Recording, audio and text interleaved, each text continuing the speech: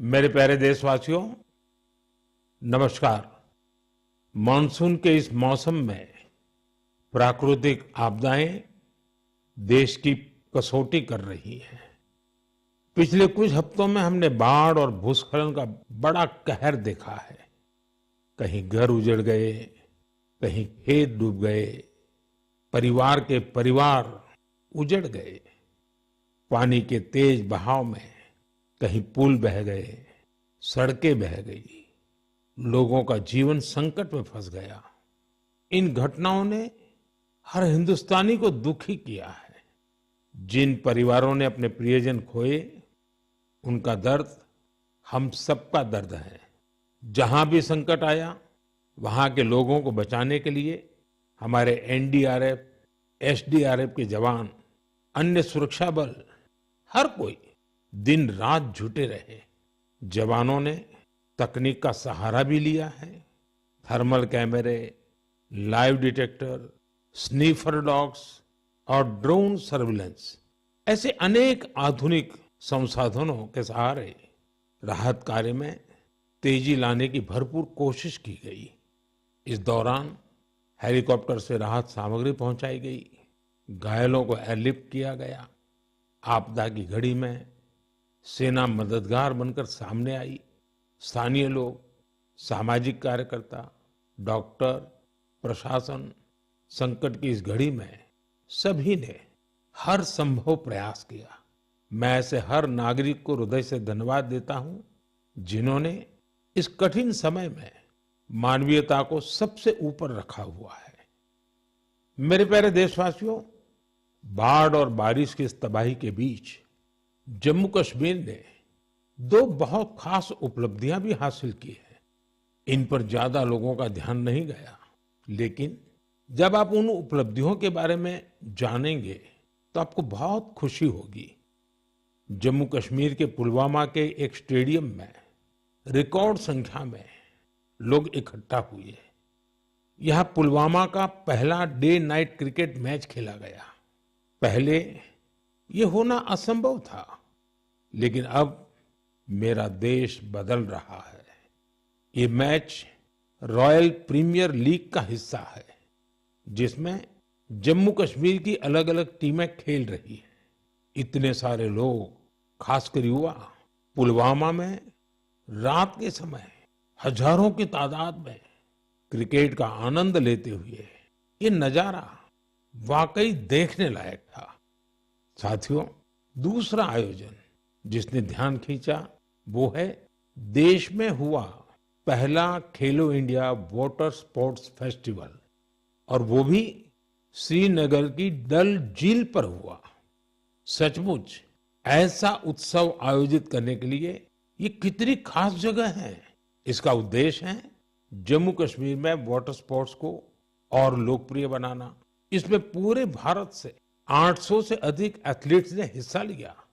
महिला एथलीट्स भी पीछे नहीं रही, उनकी भागीदारी भी लगभग पुरुषों के बराबर थी। मैं उन सभी खिलाड़ियों को बधाई देना चाहता हूं जिन्होंने इसमें भाग लिया। विशेष बधाई मध्य प्रदेश को, जिसने सबसे ज्यादा मेडल जीते। उसके बाद हरियाणा और उड़ीसा का स्थान रहा। जम्मू कश्मीर की सरकार और वहां की जनता की आत्मीयता और मेहमान नवाजी की मैं भूरी भूरी प्रशंसा करता हूं। साथियों, इस आयोजन से जुड़े अनुभव को आप तक पहुंचाने के लिए मैंने सोचा है कि ऐसे दो खिलाड़ियों से भी बात करूं जिन्होंने इसमें हिस्सा लिया। उनमें से एक है ओडिशा की रश्मिता साहू और दूसरे हैं श्रीनगर के मोहसिन अली। आइए सुनते हैं वो क्या कहते हैं। रश्मिता जी, नमस्ते। नमस्ते सर। जय जगन्नाथ। जय जगन्नाथ सर। रश्मिता जी, सबसे पहले तो आपको खेल जगत में सफलता के लिए बहुत बहुत बधाई। Thank you sir. रश्मिता, हमारे श्रोता आपके बारे में और आपकी खेल यात्रा के बारे में जानने के लिए बहुत उत्सुक है। मैं भी बहुत उत्सुक हूँ, बताइए। सर, मैं रश्मिता साहू हूँ, उड़ीसा से, और मैं कैनोइंग प्लेयर हूँ। मैं 2017 से स्पोर्ट्स ज्वाइन किया था, कैनोइंग शुरू किया था और मैं नेशनल लेवल में नेशनल चैंपियनशिप और नेशनल गेम्स में पार्टिसिपेट किया हूँ। मेरा 41 मेडल्स है, 13 गोल्ड, 14 सिल्वर और 14 ब्रॉन्ज मेडल सर। इस खेल की रुचि कैसे बनी? सबसे पहले किसने आपको इस तरफ प्रेरित किया? आपके परिवार में खेल का वातावरण है क्या? नहीं सर, मैं जिस गांव से आती हूँ उसमें खेल का कोई ये नहीं था, तो इधर नदी में बोटिंग। हेलो।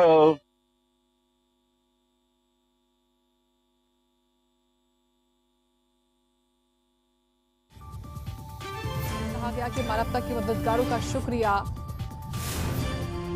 आपदा में सेना मददगार बनी, ये पीएम मोदी ने कहा। होता है उसमें मैं भी जाने वाली हूँ। मेरे को बहुत इंटरेस्टिंग लगा, तो ये क्या है मुझे पता भी नहीं था। ये तो पानी में बच्चे लोग कैसे करते हैं, बोटिंग करते हैं। मैं वो उसको बोला कि मुझे भी जाना है, कैसे कैसे जाना है मुझे भी बताओ। तो उधर जाके बात करो बोला है। फिर मैं तुरंत घर में जाके पापा मेरे को जाना है, पापा मेरे को जाना है। फिर पापा लोग ठीक है लेके आया। उस टाइम ट्रायल तो नहीं था। फिर कोच लोग ने बोला कि ये ट्रायल फरवरी में होता है, फरवरी मार्च में, आप उस टाइम ट्रायल के टाइम में आ जाओ। फिर मैं ट्रायल के टाइम में आया। अच्छा रश्मिता, कश्मीर में हुए खेलो इंडिया वाटर स्पोर्ट्स फेस्टिवल में आपका स्वयं का अनुभव कैसा रहा? पहली बार कश्मीर गई थी? हाँ सर, मैं पहली बार कश्मीर गई थी। हम लोग को उधर फर्स्ट खेलो इंडिया वाटर स्पोर्ट्स फेस्टिवल आयोजित किया गया था। उसमें मेरा 2 इवेंट था, सिंगल 200 मीटर और 500 मीटर डबल में, और मैं दोनों में गोल्ड मेडल हासिल किया हूँ सर। अरे वाह, दोनों में ले आई हो। Yes sir. बहुत बहुत बधाई। Thank you sir. अच्छा रश्मिता, वाटर स्पोर्ट्स के अलावा आपकी क्या हॉबीज हैं? सर वाटर स्पोर्ट्स के अलावा सर मेरे को रनिंग बहुत अच्छा लगता है। जब भी मैं छुट्टी में जाती हूँ तब मैं रनिंग के लिए जाती हूँ। मेरा जो पुराना फील्ड है उधर मैं पहले थोड़ा सा फुटबॉल खेलना सीखी थी, तो उधर जब भी जाती थी मैं बहुत रनिंग करती हूँ और मैं फुटबॉल भी खेलती हूँ सर, थोड़ा बहुत। मतलब खेल आपके रगों में है। हाँ सर, मैं जब फर्स्ट क्लास से 10th क्लास तक जब स्कूल में था तो मैं जो भी पार्टिसिपेट करता था उसमें सब में फर्स्ट होता था, चैंपियन होता था सर। रश्मिता, जो लोग आपकी तरह खेलों में आगे बढ़ना चाहते हैं, अगर उनको कोई संदेश देना है तो आप क्या दोगी? सर बहुत सारे बच्चे, उनको घर से निकलना भी मना होता है, और लड़की हो बाहर में कैसे जाओगे, और किसी किसी का पैसा का दिक्कत की वजह से वो लोग खेल छोड़ रहे हैं। और ये जो खेलो इंडिया का स्कीम हो रहा है उसमें बहुत सारे बच्चों को पैसा का भी मदद मिलता है और बहुत सारे बच्चों को बहुत सारे हेल्प मिल रहा है। उसके वजह से बहुत सारे बच्चे आगे जा पा रहे हैं। और मैं बोलूंगी सबसे कि खेल को छोड़ो मत, खेल से बहुत आगे जा सकते हैं। तो खेल तो एक खेल है, लेकिन उसमें शरीर का हर अंश स्वस्थ भी रहता है, और खेल को आगे लेके इंडिया को मेडल दिलवाना हमारा कर्तव्य है सर। चलिए रश्मिता जी, मुझे बहुत अच्छा लगा। आपको फिर से एक बार बहुत बहुत बधाई, और आपके पिताजी को भी मेरी तरफ से प्रणाम कहिएगा, क्योंकि उन्होंने इतनी कठिनाइयों के बीच भी एक बेटी को आगे बढ़ने के लिए इतना प्रोत्साहन दिया। मेरी बहुत बहुत शुभकामनाएं हैं। धन्यवाद। Thank you sir. जय जगन्नाथ। जय जगन्नाथ सर। मोहसिन अली, नमस्ते। नमस्ते सर। मोहसिन जी, आपको बहुत बहुत बधाई और आपके उज्जवल भविष्य के लिए बहुत बहुत शुभकामनाएं। Thank you sir. मोहसिन, आपने पहले खेलो इंडिया वाटर स्पोर्ट्स इसका फेस्टिवल, और उसमें भी सबसे पहला गोल्ड मेडल जीतने वाले आपको कैसा लगा? सर बहुत ही खुश हूँ मैंने गोल्ड मेडल जीता है खेलो इंडिया में, जो पहली बार हुआ है यहाँ पर कश्मीर में। लोगों में क्या चर्चा है? बहुत ही चर्चा है सर, पूरी फैमिली खुश है अभी। आपके स्कूल वाले? स्कूल वाले भी सब खुश है। कश्मीर में सब बोलते हैं आप गोल्ड मेडलिस्ट हो। तो आप तो बड़े सेलिब्रिटी बन गए। Yes sir. अच्छा, वाटर स्पोर्ट्स की रुचि कैसे बनी और उसके फायदे क्या नजर आ रहे हैं आप? पहले बचपन में मैंने देखा वो बोट चलती हुई वहाँ पर डल लेक में। पापा ने बोला आप करोगे? हाँ मुझे भी शौक है। मैं भी फिर गया वहाँ पर सेंटर में मैडम के पास, फिर मैम ने मुझे सिखाया, बिल्किस मैम ने। अच्छा मोहसिन, पूरे देश के लोग आए थे, पहली बार वाटर स्पोर्ट्स का कार्यक्रम हुआ, और वो भी श्रीनगर में हुआ, वो भी डल झील में हुआ। इतने सारे देश के लोग आए, तो वहां के लोगों को क्या फील होता था? बहुत ही खुशी है सर, सब बहुत अच्छी जगह है, पूरा अच्छा है यहाँ पर, फैसिलिटी सब कुछ अच्छी है, सब यहाँ पर सब कुछ अच्छा रहा खेलो इंडिया में। तो आप कहीं खेलने के लिए कश्मीर के बाहर गए हैं कभी? इस मैं भोपाल गया हूँ, गोवा गया हूँ, केरला गया हूँ, हिमाचल गया हूँ। अच्छा, फिर आप तो पूरा हिंदुस्तान देख लिए है। Yes sir. अच्छा, इतने सारे खिलाड़ी वहां आए थे, यस सर। तो नए दोस्त बनाए कि नहीं बनाए? सर बहुत दोस्त बना दिए, एक साथ भी घूमे हम यहाँ पर, डल लेक में, लाल चौक में, पूरे जगह घूमे हम सर, पहलगाम भी गए थे। यस सर, पूरी जगह। देखिए, मैंने तो देखा है कि जम्मू कश्मीर में स्पोर्ट्स टैलेंट बड़ा गजब का है जी। Yes sir. हमारे जो जम्मू कश्मीर के नौजवान है, वो देश का नाम रोशन करे, इतना सामर्थ्य है उनके अंदर, और आपने करके दिखाया है। सर मेरा ड्रीम है ओलंपिक में मेडल जीतना, वही ड्रीम है। वाह, शाबाश। वही ड्रीम है सर। देखिए, आपसे सुन करके ही मेरे तो रोंगटे खड़े हो गए। सर अभी वही ड्रीम है मेरा, ओलंपिक में मेडल जीतना, देश के लिए नेशनल एंथम बजाना, बस वही ड्रीम है मेरा। मेरे देश का एक मजदूर परिवार का बेटा इतने बड़े सपने देखता है, मतलब ये देश बहुत आगे बढ़ने वाला है। सर बहुत आगे बढ़ने वाला है, हम शुक्रगुजार है इंडिया गवर्नमेंट का, जिनने इतना यहाँ पर खेलो इंडिया क्या यहाँ पर पहली बार हुआ है सर। तभी तो तुम्हारा स्कूल में भी जय जयकार चलता होगा। Yes sir. चलिए मोहसिन, मुझे बहुत अच्छा लगा आपसे बात करके, और मेरी तरफ से आपके पिताजी को विशेष रूप से मेरा धन्यवाद करना, क्योंकि उन्होंने मजदूरी की जिंदगी जी करके भी आपकी जिंदगी बनाई है, और आपने अपने पिताजी के शब्दों पर बिल्कुल आराम किए बिना 10 साल तक तपस्या की है। ये खिलाड़ी के लिए बहुत बड़ी प्रेरणा होती है, और आपके कोच को भी मैं बहुत बधाई देता हूं कि जिन्होंने आपके पीछे इतनी मेहनत की। मेरी तरफ से बहुत बहुत शुभकामनाएं, बहुत बहुत बधाई भैया। Thank you sir. नमस्कार सर। जय हिंद। साथियों, एक भारत श्रेष्ठ भारत की भावना देश की एकता, देश के विकास के लिए बहुत जरूरी है, और निश्चित तौर पर खेल इसमें बड़ी भूमिका निभाते हैं। और इसलिए ही तो मैं कहता हूं, जो खेलता है वो खिलता है। हमारा देश भी जितनी टूर्नामेंट खेलेगा उतना खिलेगा। आप दोनों खिलाड़ियों को, आपके साथियों को मेरी बहुत बहुत शुभकामनाएं। मेरे प्यारे देशवासियों, आपने यूपीएससी का नाम तो जरूर सुना होगा। ये संस्था देश की सबसे कठिन परीक्षाओं में से एक सिविल सर्विसेज का एग्जाम भी लेती है। हम सब ने सिविल सर्विसेज के टॉपर्स की प्रेरणादायी बातें अनेक बार सुनी है। ये नौजवान कठिन परिस्थितियों में पढ़ाई के बाद अपनी मेहनत से इस सर्विस में जगह पाते हैं। लेकिन साथियों, यूपीएससी की परीक्षा की एक सच्चाई और भी है। हजारों ऐसे उम्मीदवार भी होते हैं जो बेहद काबिल होते हैं, उनकी मेहनत भी किसी से कम नहीं होती, पर मामूली अंतर से वो अंतिम सूची तक नहीं पहुंच पाते। इन उम्मीदवारों को दूसरी परीक्षाओं के लिए नए सिरे से तैयारी करनी पड़ती है। इसमें उनका समय और पैसा दोनों खर्च होता था। इसलिए अब ऐसे होनहार विद्यार्थियों के लिए भी एक डिजिटल प्लेटफॉर्म बनाया गया है, और इसका नाम है प्रतिभा सेतु। प्रतिभा सेतु में उन उम्मीदवारों का डेटा रखा गया है जिन्होंने यूपीएससी की अलग अलग परीक्षाओं के सभी चरण पास किए, लेकिन अंतिम मेरिट लिस्ट में उनका नाम नहीं आ पाया। इस पोर्टल पर 10,000 से ज्यादा ऐसे होनहार युवाओं का डेटा बैंक मौजूद है। कोई सिविल सर्विस की तैयारी कर रहा था, कोई इंजीनियरिंग सर्विस में जाना चाहता था, कोई मेडिकल सर्विसेज के हर पड़ाव को पार कर चुका था, लेकिन फाइनल में उसका सिलेक्शन नहीं हुआ। ऐसे सभी उम्मीदवारों की जानकारी अब प्रतिभा सेतु पोर्टल पर उपलब्ध कराई जा रही है। इस पोर्टल से प्राइवेट कंपनियां इन होनहार स्टूडेंट्स की जानकारी लेकर उन्हें अपने यहां नियुक्ति दे सकती है। साथियों, इस प्रयास के नतीजे भी आने लगे हैं।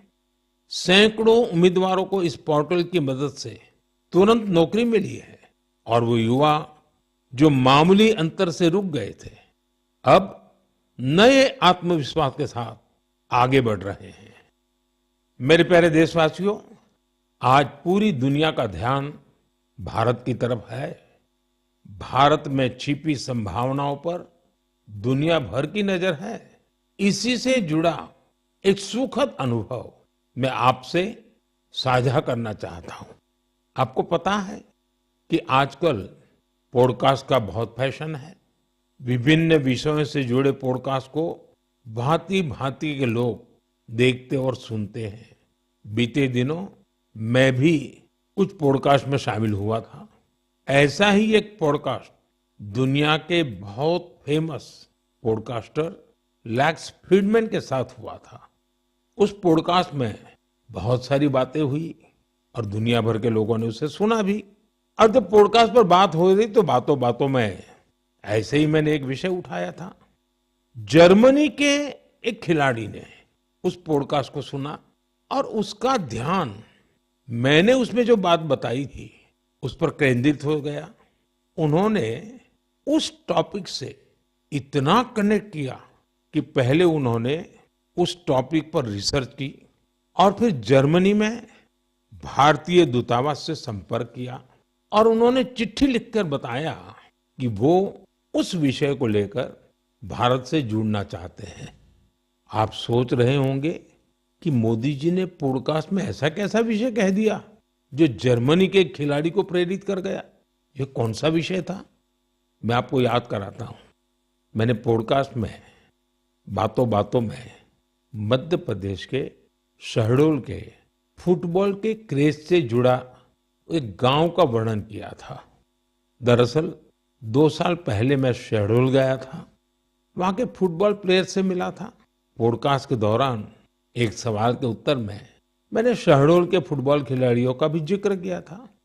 यही बात जर्मनी के फुटबॉल खिलाड़ी और कोच डिटमार बायर्सडॉर्फर ने भी सुनी।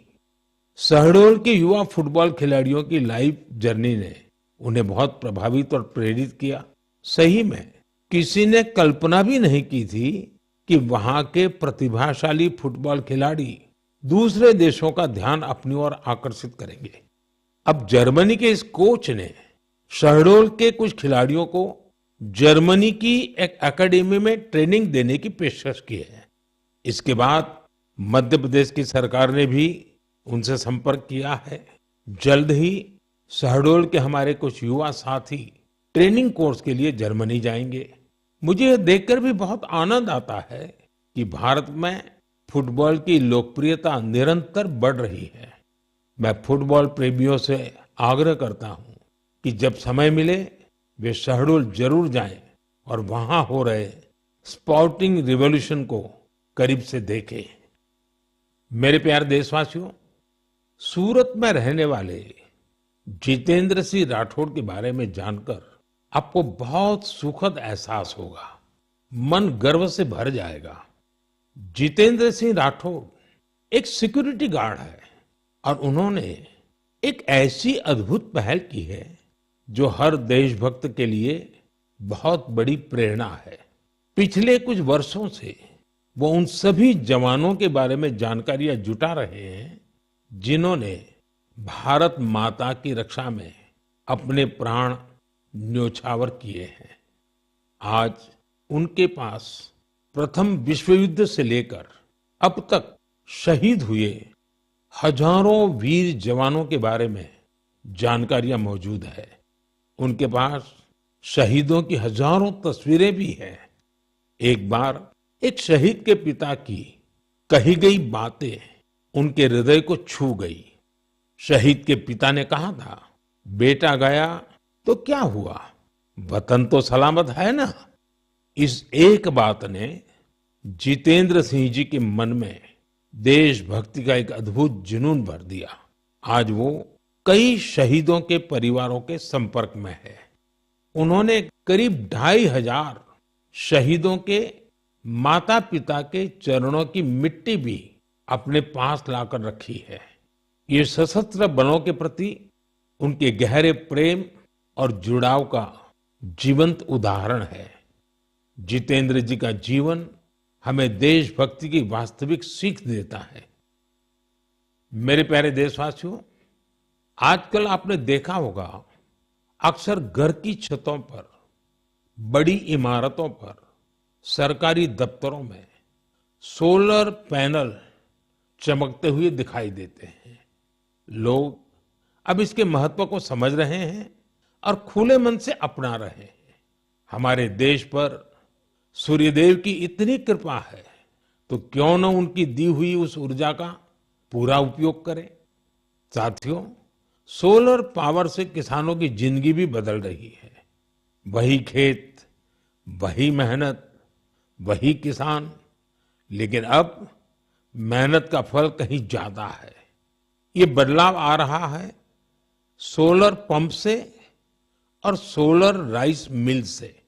आज देश के कई राज्यों में सैकड़ों सोलर राइस मिल लग चुकी है।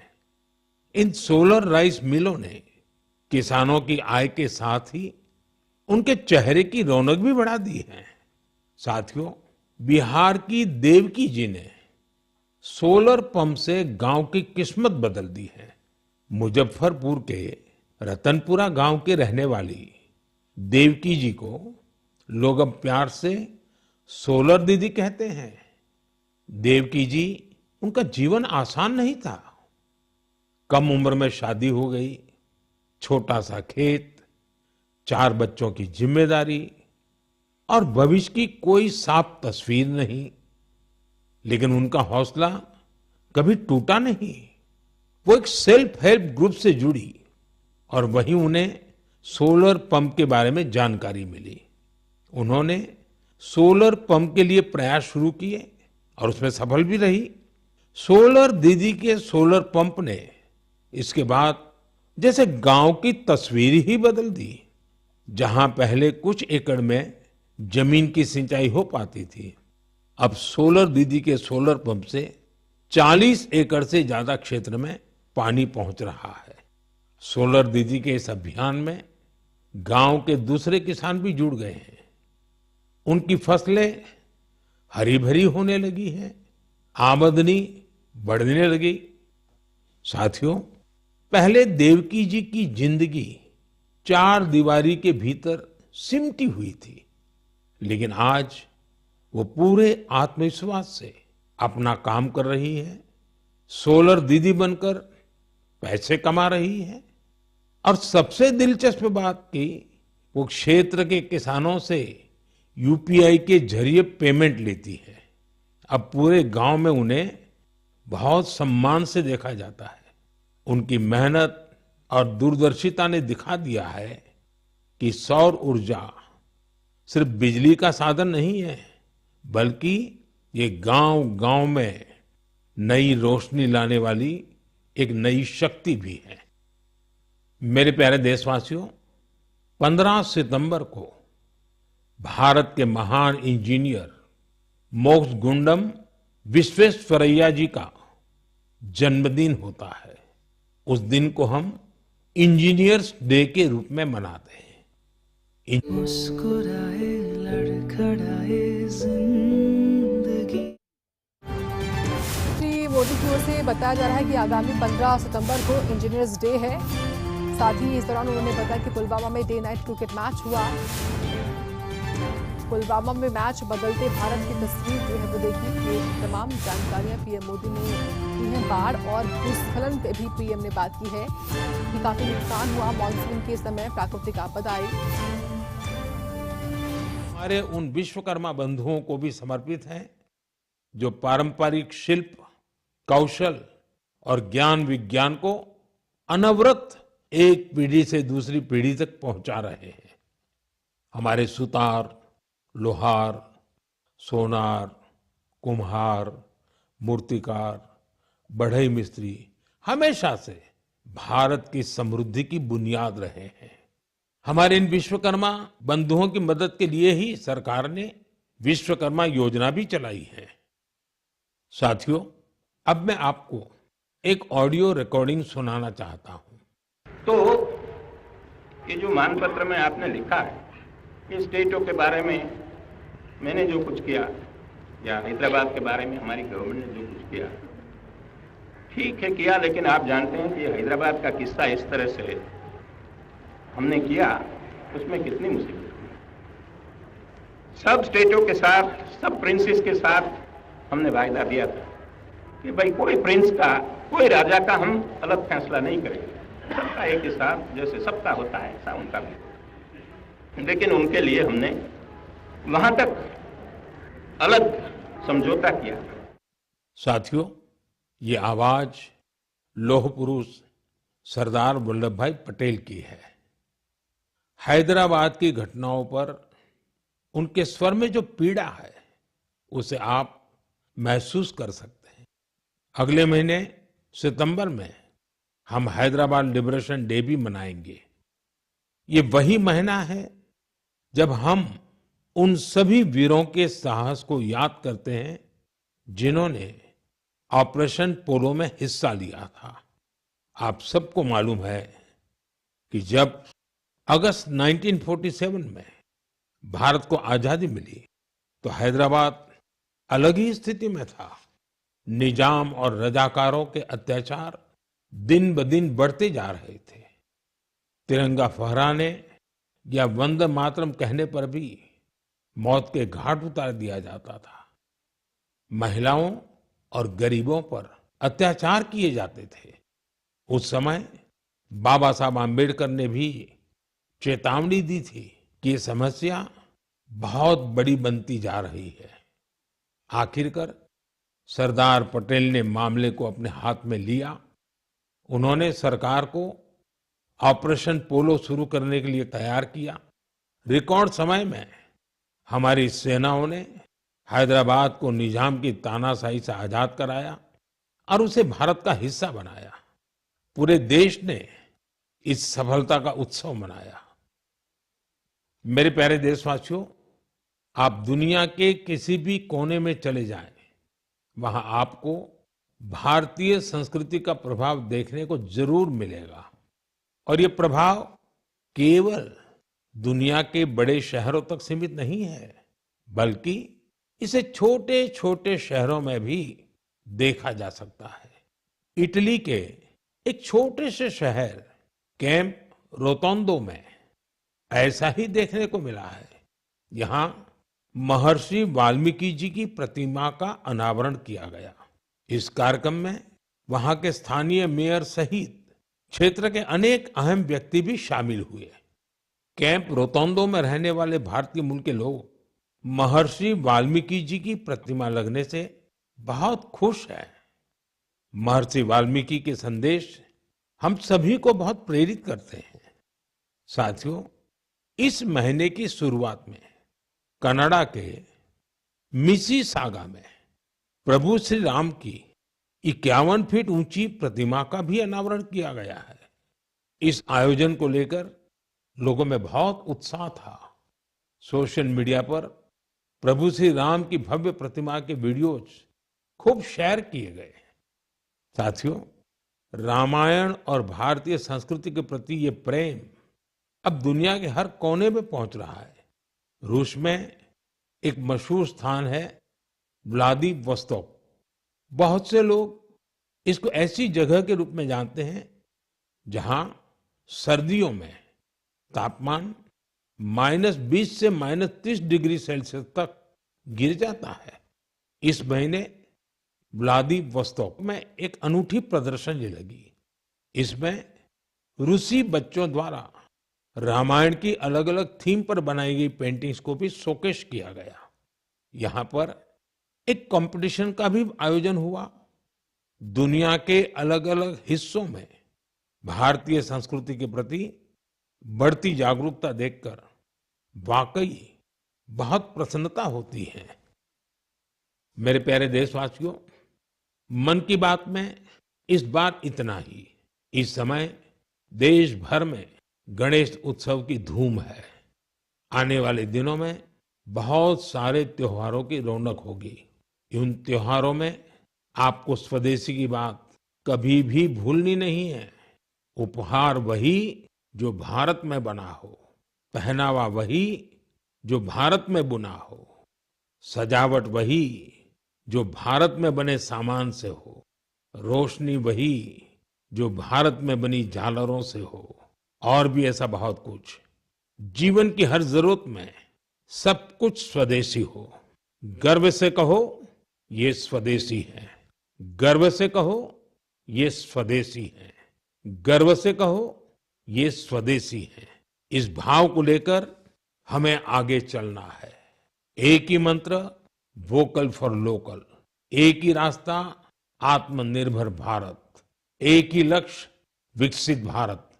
साथियों, इन खुशियों के बीच आप सभी स्वच्छता पर जोर देते रहें, क्योंकि जहां स्वच्छता है वहां त्योहारों का आनंद भी और बढ़ जाता है। साथियों, मन की बात के लिए मुझे इसी तरह बड़ी संख्या में अपने संदेश भेजते रहिए। आपका हर सुझाव इस कार्यक्रम के लिए बहुत महत्वपूर्ण है। अपना फीडबैक मुझ तक जरूर पहुंचाते रहें। अगली बार जब हम मिलेंगे तो और भी नए विषयों की चर्चा होगी। बहुत बहुत धन्यवाद। नमस्कार।